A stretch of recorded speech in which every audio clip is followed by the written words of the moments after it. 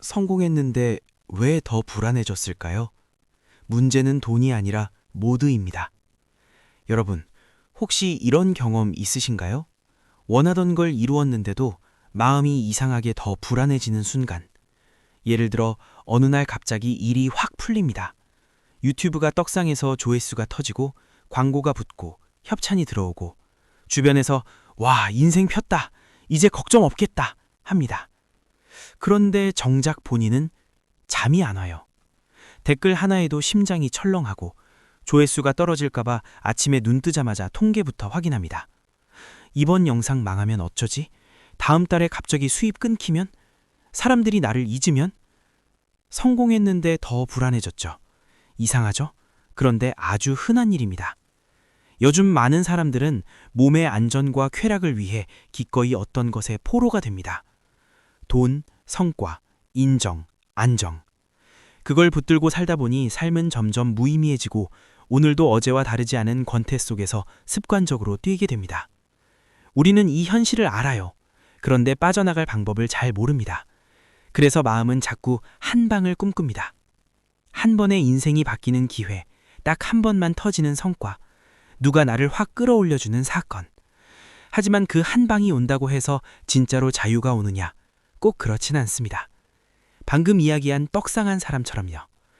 성공이 오면 삶이 편해질 것 같죠? 그런데 오히려 혼란이 커지는 경우가 있습니다. 왜냐하면 그 성공을 자각과 체험으로 맞이하지 못하면 삶의 주도권을 여전히 숫자와 결과에 쥐어주게 되기 때문입니다. 조회수, 계약서, 통장 잔고, 주변의 시선이 내 하루의 기분을 결정합니다. 그럼 어떤 일이 벌어질까요?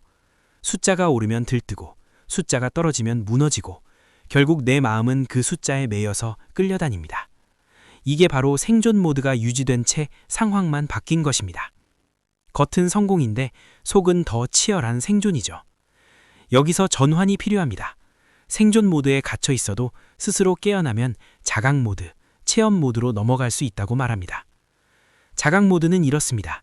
상황을 이성적으로는 정확히 합니다. 하지만 감정과 감각으로 그 상황에 끌려가지 않습니다. 예를 들어 볼게요. 영상이 망했습니다. 조회수가 박살났어요. 생존 모드의 나는 말합니다. 끝났다. 나는 이제 무너진다. 자각 모드의 나는 이렇게 말합니다. 아, 데이터가 이렇게 나왔구나. 수정하면 된다. 상황을 나로 받아들이지 않는 거죠. 그리고 체험 모드는 한 발 더 나아갑니다. 상황을 기꺼이 맞이하고 즐기기까지 합니다.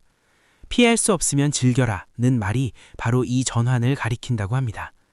여기서 즐긴다는 건 억지로 웃는 게 아니라 생각과 감정이 만들어내는 고통의 회로에서 빠져나오는 겁니다. 이렇게 깨어있는 삶을 살아가면 어느 순간부터는 내가 억지로 모드를 지키는 게 아닙니다.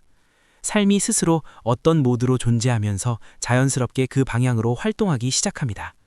이게 바로 삶이 깨어나는 순간입니다. 누구나 굴복할 것 같은 상황에서도 어떤 사람은 전혀 다른 선택을 합니다. 그건 그가 원래 위대한 사람이어서가 아니라 이미 주도권을 내어주지 않는 방식으로 살아 움직여 왔기 때문이라고 합니다.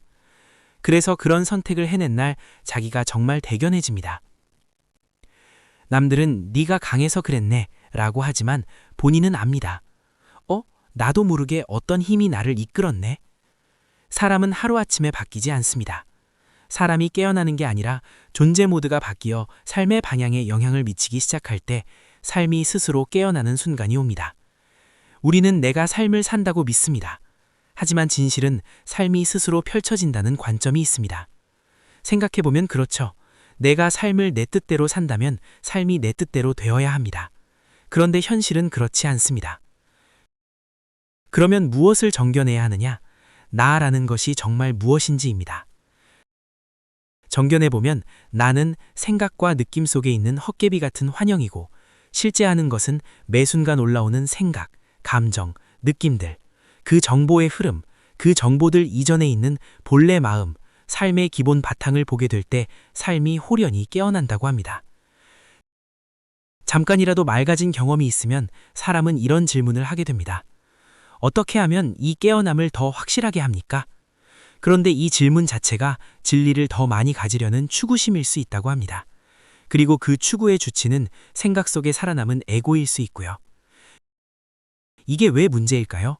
깨어남은 분별에서 깨어나는 것인데 그 분별로 다시 성취를 하려고 들면 허상인 내가 허상의 깨달음을 추구하는 구조가 되기 때문입니다. 바른 방향은 무엇을 더 얻는 것이 아니라 모든 분별을 그쳐서 진리가 본래 모습을 드러내도록 여건을 조성하는 것이라고 합니다. 구름이 걷히면 하늘이 드러나는 것처럼요. 현대인의 삶은 수많은 생각 때문에 피폐해졌습니다. 생각하는 능력 덕분에 살아남았지만 이제는 그 능력에 사로잡혀 본래의 자유를 잃었다고도 말합니다. 그리고 우리는 생각하지 않으면 내가 누군지도 모르는 상태가 돼버렸습니다.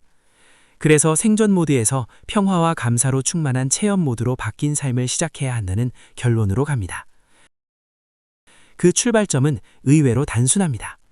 깨어있음, 지금 여기에 내가 생명과 의식으로 존재하고 있음을 알아차리고 자각하는 것. 생각으로 아는 게 아니라 직관으로 문득 깨어나는 것. 삶이 깨어난다는 건 자기 생각과 감정의 구속에서 벗어나 자유를 얻는다는 뜻입니다. 그리고 놀랍게도 우리가 실상이라고 믿는 세상은 내가 그렇게 해석하고 느끼는 주관적 환영일 수 있다고 말합니다. 이게 어렵게 느껴지시면 이 장면을 떠올려 보세요. 평생 무겁던 걱정 하나가 갑자기 해결된 그 순간, 세상이 날아갈 듯 가볍고 아름답게 빛나지 않던가요? 세상이 바뀐 게 아니라 내 마음의 짐이 내려간 겁니다. 그러므로 길은 하나로 모입니다. 내가 더 공부해서 뭘 얻는 게 아니라 나조차 내려놓는 것 외엔 따로 할 일이 없다는 결론. 좋은 글을 붙들고 씨름하는 방식이 아니라 일체를 단박에 놓아버리는 것. 지금 이 순간 모든 생각을 잠시 내려놓고 그냥 빛나는 알, 의식으로 존재해 보십시오. 그러면 삶이 정말로 스스로 깨어나는 순간이 올 겁니다.